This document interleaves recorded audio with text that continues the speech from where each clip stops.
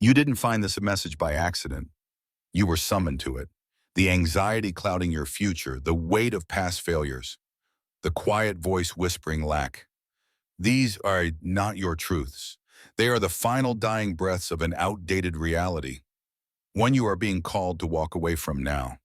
Today, July 1st, 2025, is not just a date. It is a divine threshold. This moment marks the breaking of seals long held by forces that thrived on delay, doubt, and limitation. But those gates have been shattered, not by luck, but by a force greater than resistance, destiny. This is not a random blessing. This is the inheritance you were born to receive, and the season of waiting is over. But inheritance is never passive. It must be claimed. Tap into this timeline now. Like this message to anchor it into your field. Subscribe to align with a rising collective, a network of awakened power, walking boldly into the new reality already unfolding. Comment 77 as the divine code that signals your soul's active agreement to receive. Finally, let this play in the background. Allow its frequency to saturate your spirit, recalibrating your subconscious for the permanent abundance that is now your birthright. Chapter 1. The Shattering of the Dam. For years, you have lived in a spiritual drought. This was not an accident or a punishment. It was a carefully managed quarantine. You were placed in a state of perceived lack to protect the immense potential within you from a world that would have corrupted it, diluted it, or stolen it.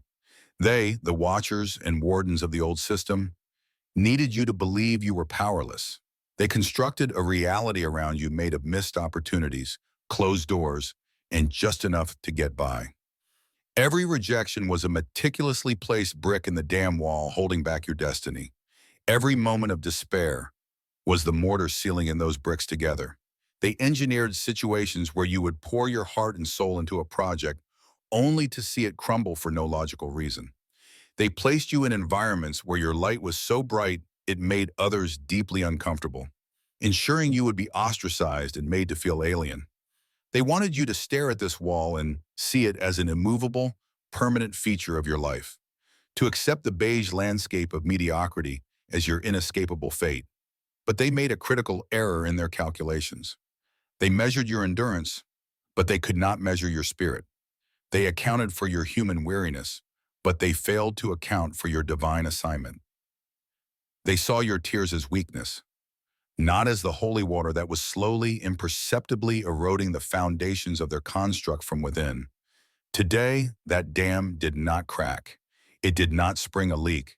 It was obliterated.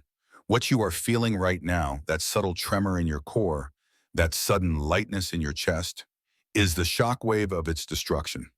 This is not a metaphor.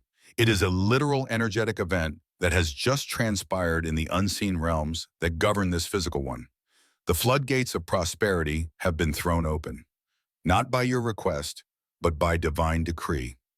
The universe has audited the books, a cosmic accounting that found your soul's ledger to be criminally imbalanced. A force of pure justice has intervened, ruling that the engineered deficit you have endured is a violation of cosmic law. Your soul's account is now being flooded with the currency of the cosmos. Opportunity, synchronicity, healing, and yes, material wealth. That is your birthright. This is not a slow trickle. This is a deluge, a tidal wave of vindication. In the coming hours and days, do not be alarmed by the suddenness of the shift. The first sign will be a silence. The nagging voice of anxiety that has been your constant companion, the background static of worry, will fall utterly quiet. It cannot survive in the high-frequency oxygen of this new current. The second sign will be a clarity. Problems that seemed insurmountable yesterday will suddenly appear trivial, their solutions presenting themselves with an almost insulting simplicity, as if the answer was always there but you were veiled from seeing it. The third sign will be an acceleration. Things you have been working towards for years with little to no progress will suddenly lurch forward, propelled by this new cosmic tide. Projects will greenlight themselves. The right people will call out of the blue. Money will appear from sources you had long written off. This is your vindication. The years you spent feeling forgotten were, in fact, years of being protected. The dam was not there to keep prosperity out. It was there to keep you safe until the exact moment you were strong enough to command the flood. That moment is now. Chapter 2, the sacred purpose of your emptiness. You must understand the sacred purpose of your emptiness. The years of lack were not a void. They were a clearing. The universe was not starving you. It was performing a deep spiritual cleanse with the precision of a master surgeon. To receive the sheer volume of abundance that has now been unleashed, your vessel had to be completely emptied of all that would contaminate the blessing. Every betrayal you endured, each one feeling like a knife in the back, was a surgical removal of a person who could not be trusted with your next chapter. Their departure was not a loss. It was a spiritual amputation of a gangrenous limb that would have poisoned your rise and infected your new reality. Every financial loss, every humiliating setback that made you question your own worth, was the scarring of your attachment to the profane and temporary measures of the old world. You had to be taught, in no uncertain terms, that a foundation built on the system's currency, on job titles, on external validation, on the approval of the crowd, is a foundation of sand destined to be washed away. You were being forced, against your own screaming ego, to build your house on the unshakable rock of your own intrinsic divine worth, a value that cannot be quantified by a bank statement or a job title. This was a brutal but necessary education in sovereignty. Think of your life as a sacred chalice. For years, it was filled with the bitter wine of compromise, the murky water of self-doubt in the sediment of others' projections. You drank from it daily, growing accustomed to the taste of disappointment. To fill it with the pure nectar of divine prosperity, it first had to be turned upside down and shaken until every last drop of the old world was gone. That shaking felt like chaos. It felt like failure. It felt like you were being emptied into nothingness, watching everything you tried to hold on to spill onto the floor. But it was an act of profound love, a divine intervention. The universe was preparing you. The loneliness you felt, so profound it was a physical ache, was not isolation. It was sterilization. You were being kept in a pristine, energetic environment, away from the contamination of small minds, parasitic energies, and limited beliefs that would have clung to your destiny like barnacles. You were being taught to find comfort and strength in your own frequency, to trust your own inner guidance above all else, because that is the only compass you will need to navigate the flood. In the coming days, you will feel this truth in your bones. You will look at your past pain not with resentment, but with a chilling sense of gratitude. You will see the perfection in the plan. You will understand that the emptiness was the necessary vacuum that is now drawing your destiny towards you at an impossible speed.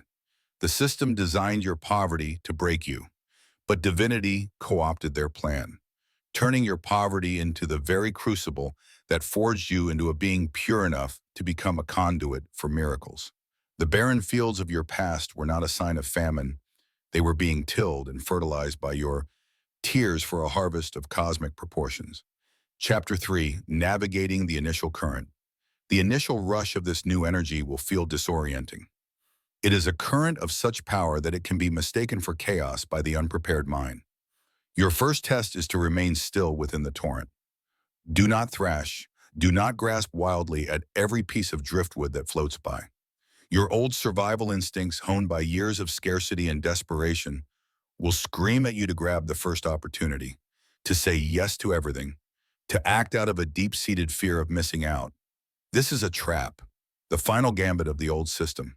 The system knows it has lost control of the floodgates, so now its only hope is to trick you into drowning in the blessing itself, to become so overwhelmed by choice that you exhaust yourself and short-circuit the flow. It will present you with distractions disguised as opportunities. The job offer that pays well but dulls your soul. The relationship that feels exciting but is rooted in old dysfunctional patterns. It will send people from your past, individuals who never valued you before, suddenly smelling the shift in your energy and offering you pale imitations of what you are truly owed. They will dangle shiny, hollow things in front of you, hoping you will choose the immediate and familiar over the profound and destined. Your task is to discern the divine current from the mundane undertow. The divine current feels like peace. It feels like an expansion in your chest, a quiet yes that resonates through your entire being. An opportunity that is truly for you will not induce anxiety. It will induce a profound sense of calm, a feeling of coming home. It will align with your deepest values. It will not require you to compromise your integrity or shrink yourself to fit into a box. It will demand that you expand into the fullest version of yourself. The mundane undertow, by contrast, feels like urgency and pressure. It whispers, hurry or you'll lose it. It comes with strings attached, with hidden clauses, with the subtle scent of the old world of transaction and obligation. It creates a frantic energy in your mind and a tightness in your gut. You must become the calm eye of your own hurricane. In the coming weeks, you will be presented with a choice that seems too good to be true. It will be a test of your discernment. To pass, you must consult not your mind, but your body. When you think about the choice, does your body contract or expand? Does your breathing become shallow or deep? Does your stomach clench or relax? Your body is an instrument of truth that cannot be deceived. It remembers the frequency of the drought, and it knows the frequency of the flood. Trust its wisdom implicitly, for it is the vessel of your soul. This new prosperity is not something you chase. It is something you allow. It is a river that flows to you and through you. Your only job is to stand in it, to let it wash over you, and to have the wisdom to know which currents will carry you to your destiny and which are designed to pull you back under. Be still and know that you are the master of this water. It answers to you now. Chapter 4. The debris being washed away. As the flood of prosperity rises, it will begin to dislodge and carry away the heavy debris that has cluttered your life for years. This part of the process can be painful. For some of this debris will look like people you love, habits you find comfortable, and beliefs you once held as sacred. Do not try to hold on to them. Their removal is not a punishment. It is a necessary clearing of the path. The powerful current of your new reality cannot flow through a channel choked with the remnants of your past. You will watch as certain relationships, friendships that were built on a shared sense of struggle or victimhood, suddenly become strained and untenable. The language of your shared complaint will no longer make sense to you. They will not be able to breathe in the high-oxygen atmosphere of your new elevation. They will accuse you of changing, and you must agree with them without apology. You are changing. You are expanding. Your frequency is rising, and anything not calibrated to that new frequency must fall away. To grieve their loss is natural, but to try and save them from the current by lowering yourself back down is to risk being pulled under with them. Bless them, release them, and let the water do its work. This flood will also scour your inner world. It will wash away limiting beliefs with a ruthless efficiency. The belief that you are not worthy, that you have to work yourself to the bone for every scrap, that good things do not last, that you are destined to be alone. These are the heavy stones at the bottom of your riverbed. The incoming force will churn them up and carry them downstream. This process might manifest as emotional turbulence. You may feel sudden waves of old sadness, rage, or grief, seemingly for no reason. Do not be alarmed. This is not regression. This is purification. You are feeling them one last time as they are being expelled from your cellular memory for good. Let them surface. Acknowledge them as the old programming they are, and then consciously release them into the current to be dissolved. The most crucial debris to be removed is your attachment to the struggle itself. You have identified with the fight for so long that you may feel a strange sense of loss, an identity crisis without it. The system programmed you to believe that your value was in your resilience, your ability to endure hardship. That program is now obsolete. Your value that is not in your ability to survive the storm, it is in your ability to command the seas. In the coming weeks, you will receive a final test related to this. An old problem, an old antagonist, or an old debt will reappear, inviting you into the familiar drama of the fight. Your test is to not engage. You must look at it with the detached calm of a sovereign who is simply too busy with the affairs of their new kingdom to be bothered with the squabbles of a forgotten village. You do not need to fight it, fix it, or even address it. You simply turn your attention away and let the river carry it away. Your hands are needed for building, not for fighting. Chapter 5. The treasures revealed on the shore. After the initial torrent has cleared the debris, the water will begin to recede to a powerful, steady flow. And on the newly cleared shores of your life, you will begin to find the treasures the flood has brought. This is the stage of receiving, and it requires a skill you may not have practiced. Acceptance without suspicion.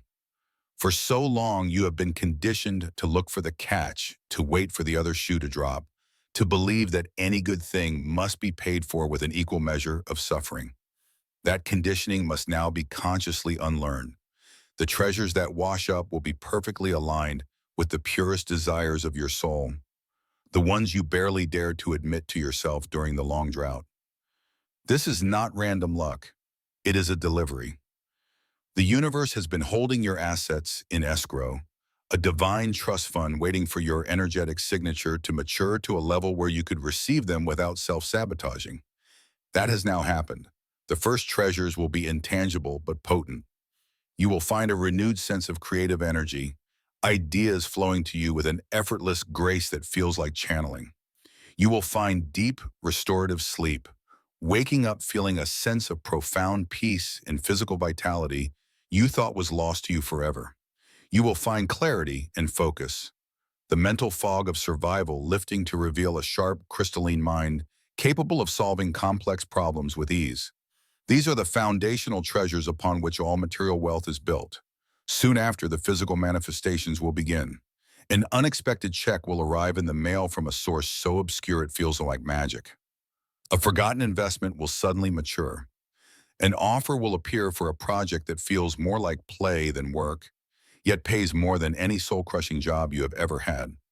Someone will enter your life who sees you, truly sees you, and reflects your own divine light back at you, not as a potential to be fixed, but as a power to be honored. When these treasures appear, your only task is to stoop down and pick them up. Do not question if you deserve them. Your journey through the desert was the price you paid in full.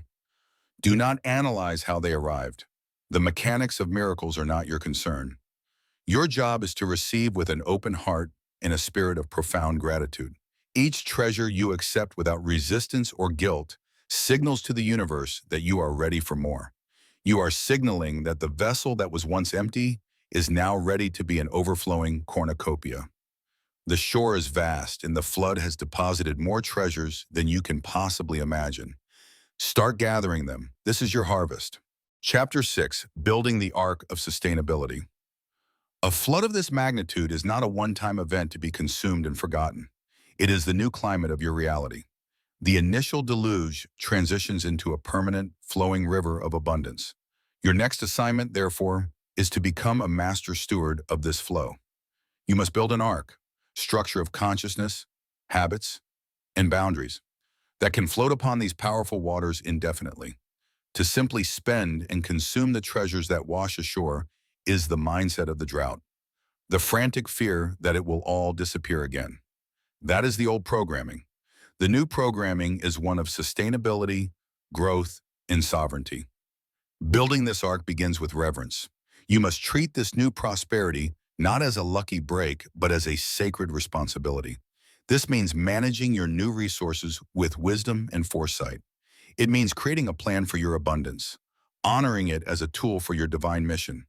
It means honoring the flow by allowing it to circulate. An ark rots if it stays in a stagnant pond. The energy of abundance, like water, must move. This means you will be guided to invest, to give, to create, and to share in ways that feel expansive and joyful, not obligatory. Giving from a place of genuine overflow amplifies the current and signals to the cosmos that you are a reliable conduit. Your ark also requires strong walls, which are your new non-negotiable boundaries. The scent of your overflowing abundance will attract many who wish to drill holes in your vessel. They will come with sob stories, with guilt trips, with demands disguised as requests. They are the agents of the old system, sent to test the integrity of your new structure, to see if they can siphon off your power and drain your resources. Your sacred duty is to protect your ark. Saying no will become one of your most potent spiritual practices, an act of spiritual warfare disguised as a simple word. It is a declaration that your vessel is not a public ferry for the needy and the greedy. It is a sovereign ship, and you are its sole commander. You decide who comes on board. You decide where it sails. This will feel unnatural and even cruel at first, because your empathy was once weaponized against you. You were taught that being a good person meant giving until you were empty. That is a lie designed to keep you in a state of perpetual lack. True divinity flows from a full cup, not an empty one. Protecting your abundance is not selfish. It is the only way you can fulfill your true purpose, which is to become a lighthouse for others who are still lost in the storm. In the coming months, practice this stewardship daily. Create new routines that honor your well-being. Build systems to manage your resources. Reinforce your boundaries with unwavering resolve. You are not just enjoying a temporary flood, you are building a permanent habitat for your soul in a new world. Chapter 7, Becoming the Source of the River. This is the final and most profound stage of your transformation. The journey does not end with you simply receiving from the river of prosperity. It ends with you becoming the source of the river itself. This is the ultimate purpose of the chosen one. Not just to be blessed, but to become the blessing. The entire process, the drought, the clearing, the flood, the gathering of treasures, the building of the ark, was a divine apprenticeship. It was a rigorous, often brutal training program designed to forge you into a vessel that could hold and channel a cosmic-level current without shattering. Now your training is complete, and your true work begins. You will reach a point where your own needs are so effortlessly and consistently met that your focus will naturally shift outward. Your personal arc becomes a mothership, a self-sustaining ecosystem of creation, a source of life from which new rivers of opportunity, healing, and inspiration can flow. You will no longer look to the sky for rain, for you have become the rainmaker. You will notice this shift when your joy is no longer derived from what you receive, but from what you can generate. An idea you have will spark a new enterprise that creates prosperity for many. An act of kindness you perform, now backed by real resources, will start a chain reaction of healing in your community. The wisdom you share, born from your own lived experience of transformation, will awaken others, showing them how to find their own floodgates. You will no longer be drawing from an external source.